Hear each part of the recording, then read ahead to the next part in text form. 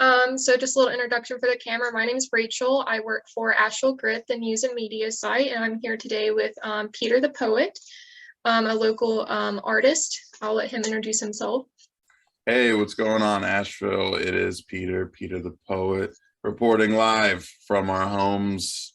And I'm very, happy to be here speaking to Rachel today. Thanks so much for having me. Yeah, thank you for talking with me. So if you could just tell us a little bit about yourself and how you got started on your music. Sure, yeah. So I was born and raised in New York City. I moved here in 2017, but yeah, back in New York, I just grew up in like a musical family.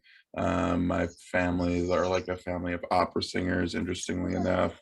And I kind of found my own way when I was Yeah, growing up through I had a lot of cool English teachers, so I wrote a lot of poetry that I dug. And then over time, I just kind of like stumbled upon rap music that my friends would show me, and it kind of kicked off from there. Just you know, found it to be the medium for me, or the art for me, that made the makes most sense. sense because I liked poetry and all that. Yeah. Yeah, that makes sense. When we spoke previously, you mentioned that you consider your genre to be art rap or alternative hip hop. So kind of who were your influences when you got started and who are they now? Yeah, so like earlier on, like middle school, my influences just to get started were, I'm pretty sure no white rapper wants to admit it, but your first influence is always going to be Eminem when you're growing Right. up. And then from there it was like Kanye, because I loved Kanye growing up. But getting into like my adolescence and my adulthood, the main influences that I had were this rapper Homeboy Sandman, who's like this Queens rapper who's very cool. I was also very influenced by Del the Funky Homo Sapien, who's from the Hieroglyphics crew, but some people might know him from his like collaborations like Gorillas and stuff. And then yeah, there's just this like group of artists like Souls of Mischief, Hieroglyphics. Those are some like West Coast groups that really influenced me when I was a teenager. And then I do a lot of like emotional stuff with my music. Right. So as much as I don't listen to him now, Kid Cudi was definitely an influence Mhm. growing up. But yeah, as I define like what like art rap or art alternative rap, it's essentially that kind of thing of like, Del the Funky Homo Sapien is known for his like high concept, like science fiction raps, and Cudi's known for his like emotional rap, and alternative hip hop and art rap is kind of like somewhere in the middle there of like high concept, very lyrical, or just like very personal, just like lots of metaphor to unpack the human experience and like the Right. emotions and all that kind of stuff. Yeah. Right. And you mentioned a lot of West Coast groups, and you grew up in New York. So kind of what led you into the Western North Carolina region? Yeah, so I don't know what it was like when it comes to like being a East Coast rapper influenced by West Coast rap. I think it just was the style, because when you grow up in New York, you obviously love a little bit of Biggie, you love a little bit of Wu-Tang, like you Right. go through your motions of like falling in love with that stuff. But I think what influenced me like groove wise and content wise was the West Coast for some reason. I think it just appealed to me, probably because you know, just as I was from like a home of opera singers and wanted to strike out on my own, Right. being like a East Coast rapper, I didn't want to be like pigeonholed to like sounding like Nas or sounding like that. I know I would never sound like Nas, but Right. No, making I see music what you mean. like Yeah. that, yeah. And then what brought me to Western North Carolina, classic Asheville story. I just moved here with like an ex-partner of mine, but I went to school in the Catskill Mountains and the Blue Ridge Mountains. One's blue, one's purple, one's blue. I just made the shift over here. Yeah. Are you liking it? Yeah, I mean, what's been super interesting is that like I'm not a big nature person. I love a good like walk. I love nature, like being amongst nature, but I'm like a city boy at heart, so I'm not as like active in the outdoors as a lot of Asheville, but it's nice to have it like accessible. It colors my experience here and like Right. provides a really nice like biome for everything I do, just like as a person.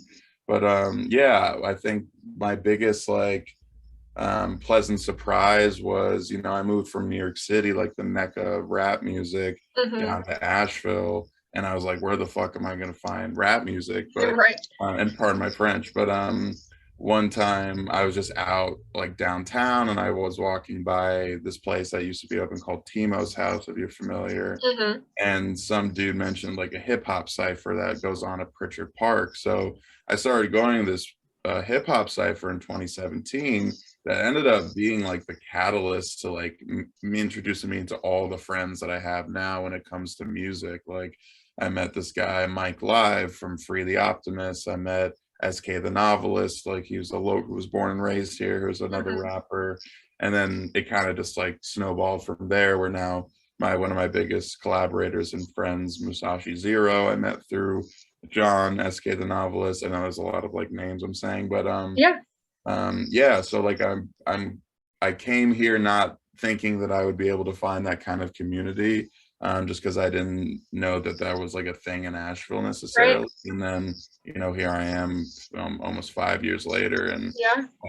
some of those people have moved, but the sort of impact they made on me and the confidence they gave me being my friends early on has like still resonates today. Right. And you recently, earlier this month, had an album release show at Static Age Records. How was that experience, and how is performing to Asheville? Any like Yeah. weird quirks with Asheville community versus performing other places? Well, yeah, I guess I can give you a little background of like, and that just like briefly before I go into Asheville performance, but like in New York City, I was very lucky to meet this guy named Chris Carr, who ran this like art collective called Brooklyn Wildlife, and he would book me on shows, but it's like hard to get shows that are specific to your genre unless you're like Mhm. pretty far along, or you can bring like 20 people. But Right. when you're like, you know, 19, 20, 21-year-old kid, it's like, and you don't really have those connections, you just kind of take what you can get. Hmm. So I like kind of cut my teeth and paid my dues, like playing rap sets at like Brooklyn dive bars and smaller venues, like in between like burlesque dancers or comedians or like, you know, like other instrumentalists that weren't necessarily rap. So I have this kind of like callous of like dues paid where I can perform anywhere and I love it because Right. I love performing. But in Asheville, the first show I ever did here was at Static Age Records. Jesse, who runs it, said to me, Peter, I think this is the second or third hip hop show we've done in the entire like time that Static Age has been Wow. open, which is wild. Yeah. And then, you know, 4.5 years later, I did my album release show at Static Age Records earlier this month. So it's really like dope to maintain a relationship and do it again later. As a well, you know, a very much more like refined artist as well.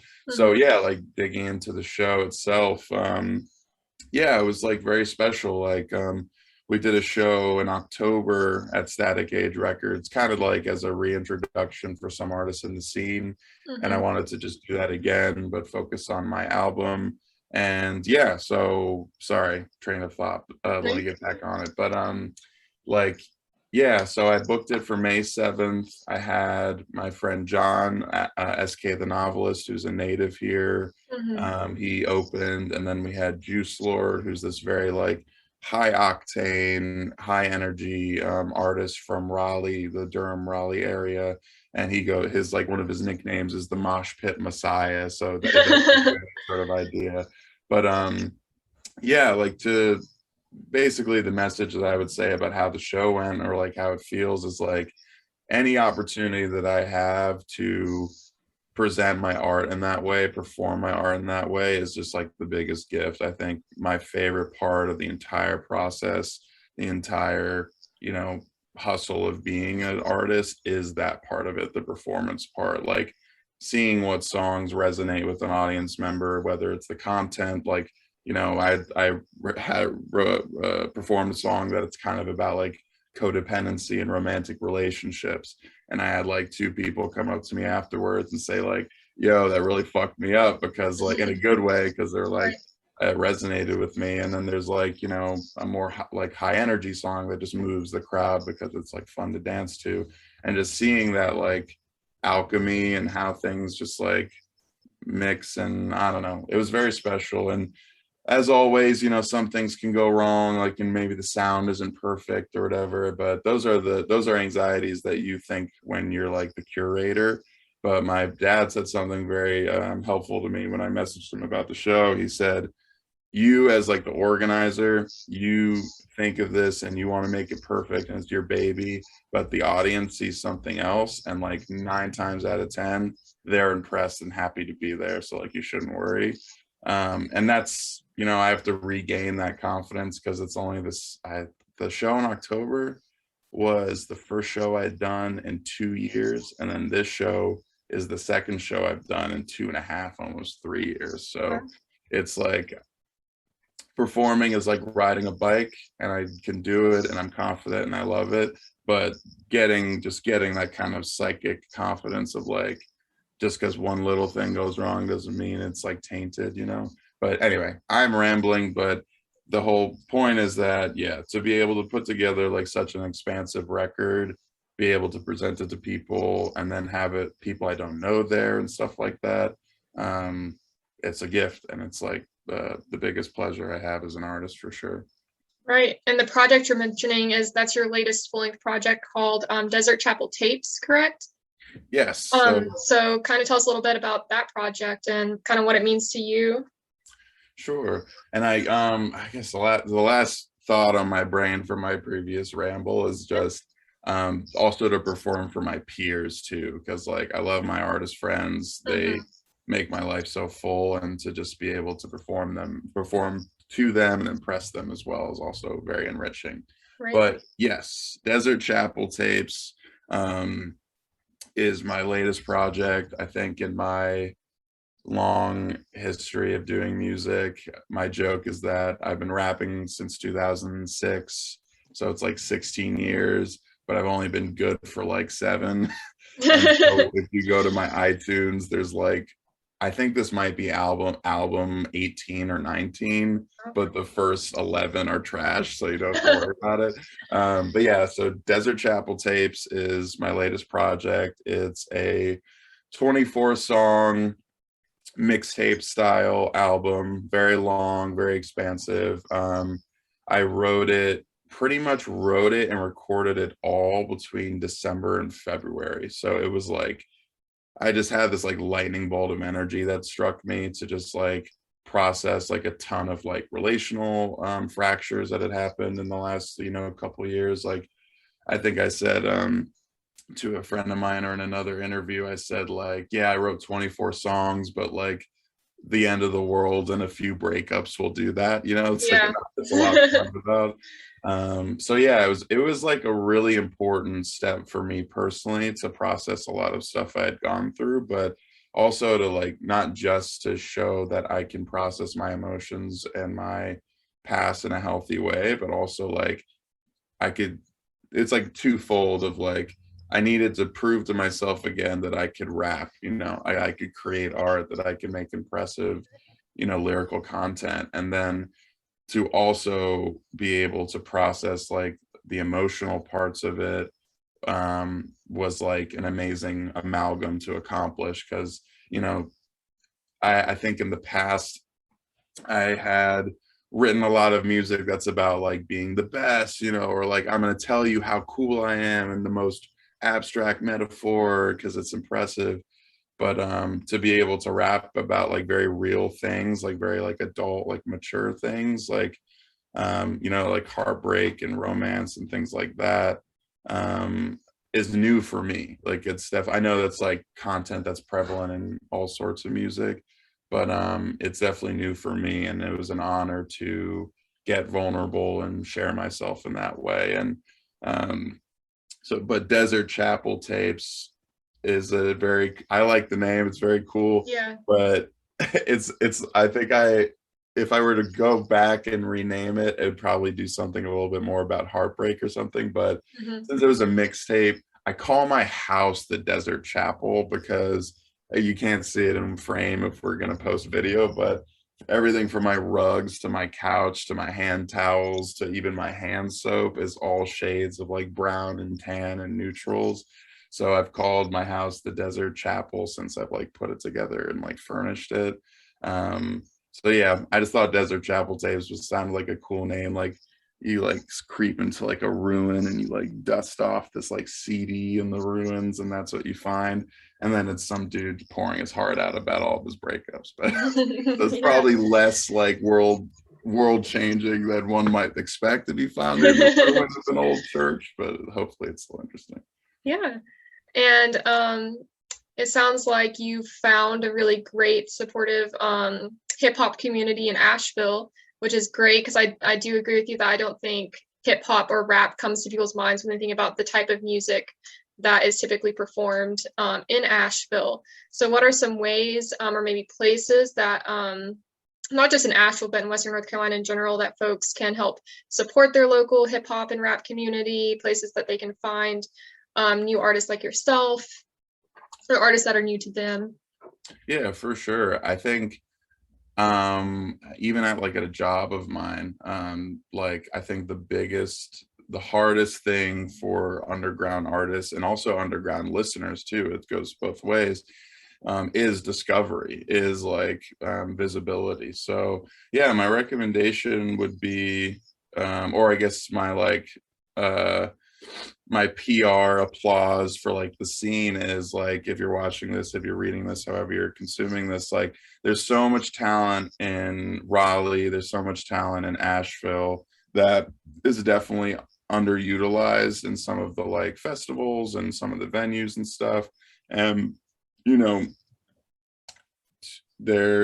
I'll just rattle off some names just because just to like drop some names like that. But locally, there's myself, PTP Peter the Poet. There's my friend Musashi Zero. There's this group, I'm sure locals that have been here for a while know them, or Robots Win. And then when it comes to rap, there's newer acts that I've just learned about, called Baby Bleak. I think Lavy is his name. Witch Boy, who's been here forever.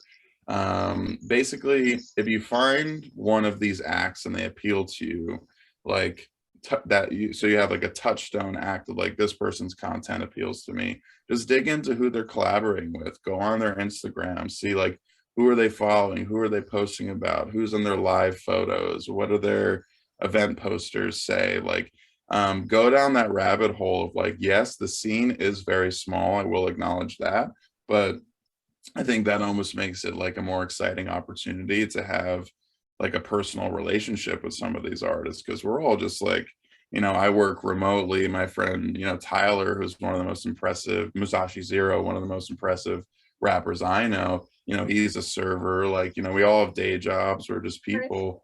And I think so my advice to people wanting to get into hip hop in Asheville would just be like, look me up, look one of my friends up, dig in, do the research if you have the passion to do so, and just stay engaged. Just like, even if the music isn't like your cup of tea totally, just like pop out, support, tell a friend. Like that grassroots, like word of mouth stuff goes a really long way. And yeah, there's only so many ways I can say, just like follow us on Instagram and listen to our music. But yeah, like if you're curious, and just do the research, because the scene is small, so you can collect enough data in a short time to really understand like what we're bringing to the table here. The other thing I was going to say is that the venues that are booking hip hop most frequently are Static Age Records. I personally think that Static Age has taken a really important role in the community recently to like book all sorts of music, especially with like the loss of like the Mothlight that was booking so often back in the day. There's like, and then unfortunately, like Sly Grog like had their fire and stuff. Like hopefully everything's fine with their stuff in the venue. Like it's interesting, the landscape has changed so much, and a lot of players in the scene have shifted around or moved away, or they're doing different things. So it's a very exciting time to get tapped in with the venues that are still booking, the artists that are coming back and performing again. And I don't want to forget my friend Mad Mike, who's also a local, like prolific local guy. He is with his band Beekeepers, but he's also a very talented MC and writer. Yeah, we all know each other. We're all connected in varying degrees. So just like stay engaged, like stay tuned for shows at Static, shows like different festivals around town. I'm sure we'll be booking at least like Mike and a couple other people. And yeah, I'm kind of rambling again, sorry, but I think my biggest tagline is, you know, stay engaged, research, and listen. Hopefully, like if you listen to my album, or you listen to Musashi Zero's new music, or you listen to all the other names that I've said that I won't repeat, you'll find something you love, and then you'll go from there. Right, and for everybody watching, I will be linking all of Peter's links to Peter's material on our website and our social media. So for anybody watching or listening, however they're consuming, they will have those links there for you, and maybe to some of your collaborators as well. Beautiful. Give them a nice little shout out. And on that note, any final words? I guess from Peter the Poet. Words. We're expecting big from Peter the Poet. Final words. Yeah, well, I'm sitting here like I'm sipping coffee as we're doing this, and I could feel myself like getting caffeinated. So I'll try to keep it short, but I just want to say thank you so much, Rachel, for having me. I really appreciate it. Shouts out to Asheville Grit and all the sort of like Asheville publications, like the fact that you wanted to interview me, and or like I reached out and I was like putting feelers out and all that, to have the opportunity to promote myself but also talk a little bit about the scene at large, I think is super important, and I'm grateful for it, because I think the scene needs all the support and amplification it can get as we like kind of re-enter this quote unquote post-COVID ecosystem of music. So thank you so much. And then for everyone listening, or you know, reading, watching, whatever you're doing, thanks for bearing with me as I rambled through and told you a little bit about myself and my music. But yeah, if you're looking for emotionally tuned, you know, lyrically in depth, raw, vulnerable, but also fun and cocky and, you know, silly and whatever, you know, okay, sorry, let me get my words straight again. Emotional, vulnerable, cocky, fun, expansive art rap. You found your guy, PTP, Peter the Poet, and I very much appreciate your time and your ear, both for this interview, but also for any music that you choose to tap into. So thank you again, Rachel, for bearing with me as I absolutely. We'll blame it on the caffeine. Yeah. Well, thank you, Asheville, and everyone listening, watching, reading. Peter, it was great to meet you. Likewise. Yeah, thanks, and Asheville. I wish you all the luck and support with your music and your art. Thank you so much. I appreciate it. Bye, Peter. Bye, everybody. Bye.